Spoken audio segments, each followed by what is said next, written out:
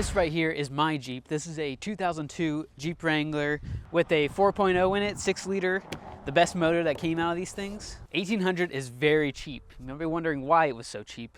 Well, it was not running when I bought it. It needed a fuel pump, an alternator, and a couple other little things to make it run. But ever since I got those swapped out and replaced, this thing has ran pretty much perfectly. A couple of issues here and there. I had a power steering line blow, had to fix that, and then a couple other little things that weren't that big of a deal, but this thing has been really great ever since, and I've been daily driving it pretty much every day. It has been a very great car for me. I even drove it down to Fort Myers and back, which is around a 6-hour round trip. Wasn't sure how it would do, but it did perfectly and handled perfectly. It was actually really fun to drive like that far, surprisingly. But there's still one major issue with it, and that is underneath. Let me show you. Lighting might be a little weird right now, but if you can see, we got some rust in here. A good bit of rust.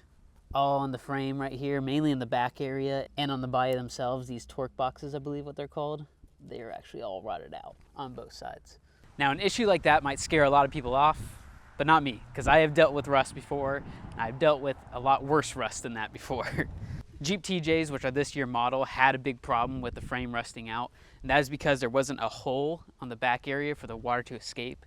So when you're driving on rain or snow or whatever, it just builds up inside the frame and rots it out from the inside. They fixed that issue on the newer model TJs. You don't have to worry about too much on the newer ones, but on these older models, it is an issue you gotta fix. But the good news about it being a common issue is there are multiple solutions for it. One major solution would be to replace the whole frame. That can be expensive and very time consuming, considering you have to take every single part off of this thing and put it back onto the new frame. That'd be a long and time consuming thing to fix. Now, if this body was in perfect shape, that would be the ideal way to go. But this body isn't in perfect shape, and I'm not looking for a show model Jeep. It's all rusted out in the back area here. I got some floor pans I need to fix. So I have another solution for that. Rustbuster Frameworks actually sells all the pieces you need to fix your frame, all the common spots that rust out. Also the torque boxes on the body that attach to the frame itself, they sell all that kit. They sent it out to me to fix my Jeep. This is a much easier, I wouldn't say it's easy, but it's a much easier way to fix your frame rather than replacing the whole thing. Especially when your frame isn't completely gone. My frame is still there, it still drives perfectly fine, it's just something that you need to fix before taking it off-roading or doing anything major. So I want to go ahead and fix it now before it gets worse. And let me show you what will happen if you wait until it gets worse. This right here is my 1997 parts Jeep. This is just a 2.5 liter, and it is in really rough shape. Let me show you a comparison of the frame right here. This is what you would describe as too far gone. You wouldn't want to fix this frame, you would want to replace it. But this body is in awful shape too. It's starting to buckle under the weight of the chassis breaking in half. This is just a parts Jeep. I've been using parts off of it to fix my Jeep and my parents' Jeep. I took the doors off of it, took the grill off of it, took some wiring out of it, took the top off of it. This is just a parts Jeep. And I'm gonna be getting rid of it here pretty soon because I don't need really anything else on it.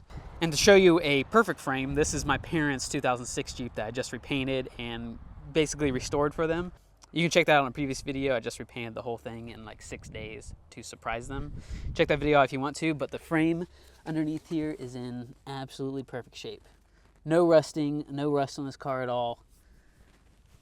Looks perfect. My frame isn't gonna look like that when it's done, but it's definitely gonna be as strong or stronger than this frame when it's complete. Another good part about fixing your frame instead of replacing it is you don't have to remove the whole body.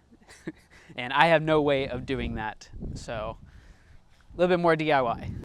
Also lucky for me, the frame is only bad from here back and not even up here. It's just this little part back here that's bad. A couple things we need to do. We need to remove the gas tank, and we also need to drop the plate down here that holds the transfer case up. Once we do that, then we can start cutting into it and cutting out all that rusted metal. In theory, it should be easy. Let's see how easy it is. Let's do it.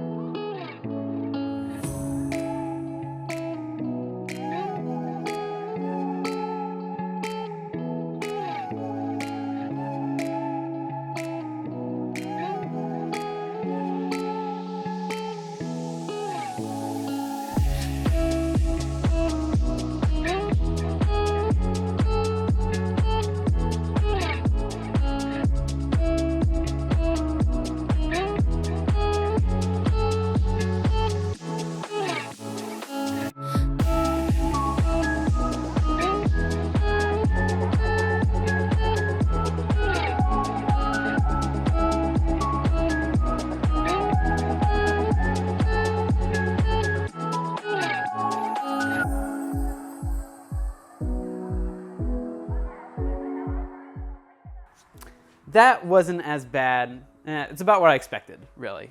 Considering how much rust is underneath it, you expect some bolts to be stuck. You expect a lot of rust falling on you. Pretty much what I expected, and it all went along pretty much like that. Starting on the back here, we have to drop the fuel tank and move it out of the way because we're going to be cutting up underneath here. Don't want to put a hole in your gas tank or catch anything on fire. Right here on the rear horns, this is all bad. Underneath is fully rusted through. Up to about right here, and that's how long the new replacements are. So we're going to be cutting all this out on both sides and replacing it and welding it on the top. And you need to be able to get to the underside, and you need to get on the underside back here because you have to weld up here and the gas tank is in the way. So you have to drop the tank no matter what. Same thing on the other side too. Over here needs replaced. The passenger side of the whole Jeep is worse than the driver's side, but it all needs replaced. Frame isn't absolutely terrible. It's actually all still pretty solid underneath here. No holes or anything in the bottom. And the bolts still came out, which is pretty surprising to me. Most of the time these bolts just spin and they don't come out, and that's why this was actually welded up here in the first place. The previous owner or someone previous must have welded it on because they knew it was already rusting. So safety precaution to weld the skid plate on in the transmission mount. Weld all that on so it doesn't rust out and fall. These brake lines were up mounted on the inside of this, so we had to remove them and move them over to the side because we're going to be cutting all this off. We don't want to nick any of that or mess any of it up. We're going to be cutting all that out.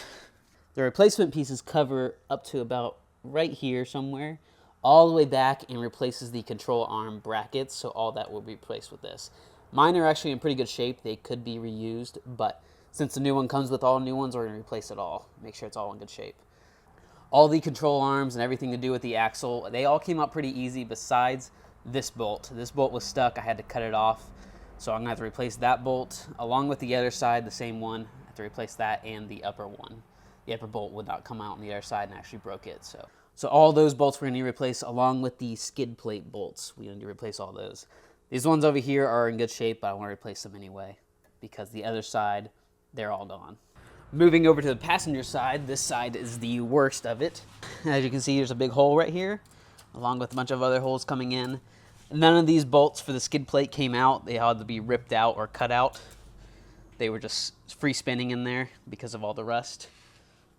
There's no brake lines or anything we have to remove on this side, but we did have to drop the whole exhaust because that was in the way. And we're not able to cut the inside of the frame right there and re-weld it on with that in the way. So that had to be removed.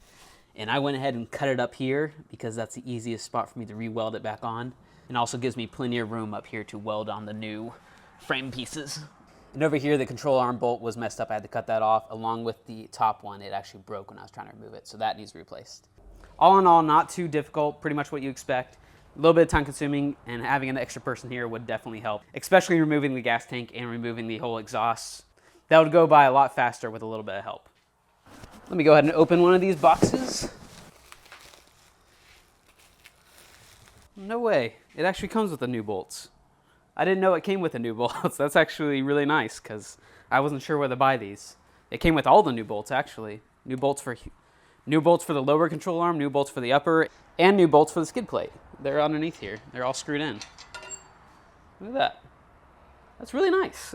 That's actually awesome. I was looking all night for where to order these. That's actually really nice and helpful. Because a bolt kit alone was like almost $60 just to replace all the bolts underneath here. That's really nice. That makes me really happy. Yeah, this is the passenger side one, and if you can see how thick this metal is, it's all put together very nicely. It's all welded on the inside. Looks really awesome. Ah, that's so cool. I'm really happy about that. So next up, I want to cut out all that rusted metal, everything that needs replaced. We're going to cut out. Even if that doesn't cover all the rusted spots, I have extra metal that I will make and fill in all that rust spots. So it's going to be a one-time thing. Along with that, I'm going to paint the inside of the frame rails too. That way it prevents any kind of rust from happening again. So what we need to do is lay up these new frame pieces, see how long they are, cut it out to the correct length, and get it all taken care of. Weld it up, replace it, good to go.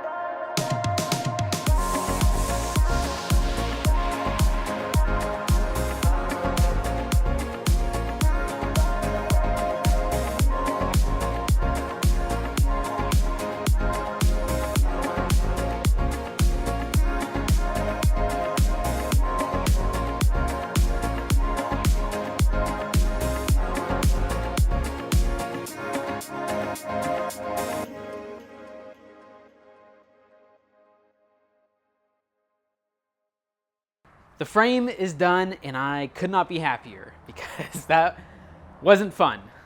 Overall, not an absolutely terrible experience. It's just you get really dirty and you get to weld a lot. It gets really hot, sparks flying everywhere, you get some burns on you.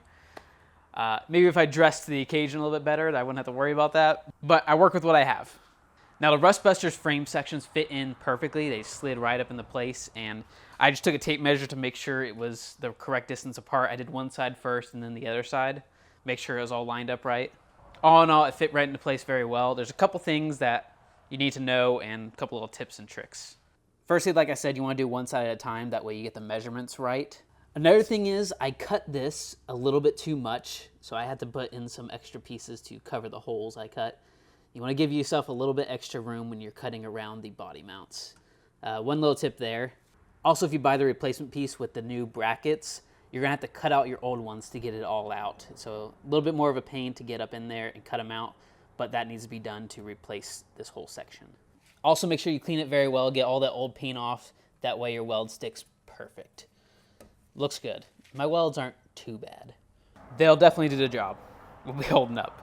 Now the hardest part about this whole thing was probably cutting off that old frame sections. It's a little bit tight to get up in there to spaces. If you were to use a cutoff wheel, it would take a long time and be kind of hard to finagle up in some places.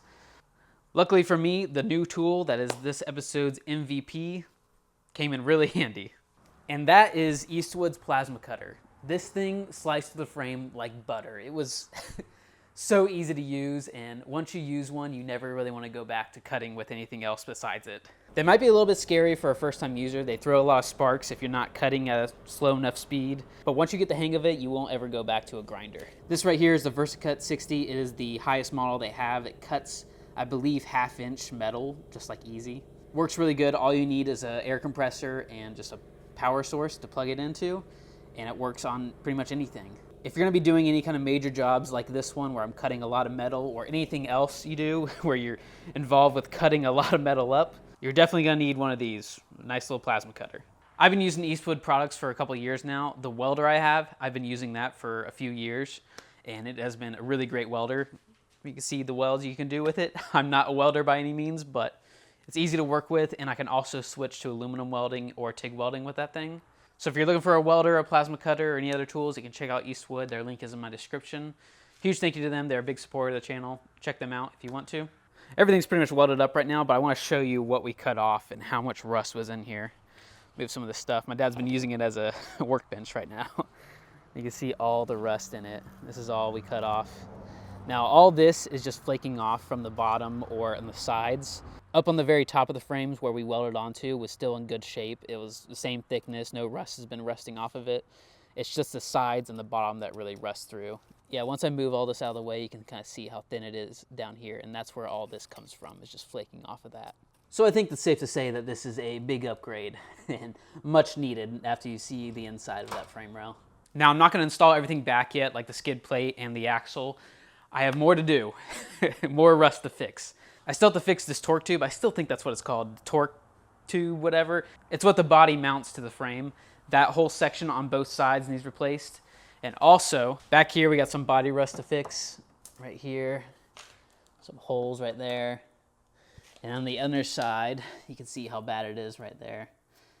But all that is going to be for next episode. We're going to get all that knocked out, hopefully get all the rust on this thing taken care of and painted and never happen again, hopefully. But that is for next episode. Thank you guys so much for watching. I know everyone watching doesn't own a Jeep or is going to be doing this to their Jeep, but I hope you guys learned something just from watching me tinker around with stuff. I've never done this before, and it was a good experience for me. So thank you so much for watching. If you have an Instagram and you want some behind the scenes, I have an Instagram. You guys can check that out, post some behind the scenes. I'm gonna start doing more lives and posting a lot more on there. So you guys can check that out if you want to. If not, I will catch you guys in the next episode. Thank you so much for watching.